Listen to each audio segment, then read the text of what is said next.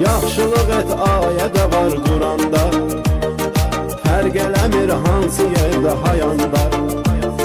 Kasıb evində saadət axtaranda, var elə varlı var dövlət axtarır.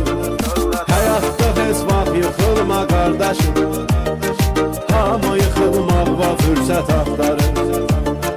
Həyatda heç vaxt yıxılma qardaşım, hamı yıxılmağa fürsət axtarır.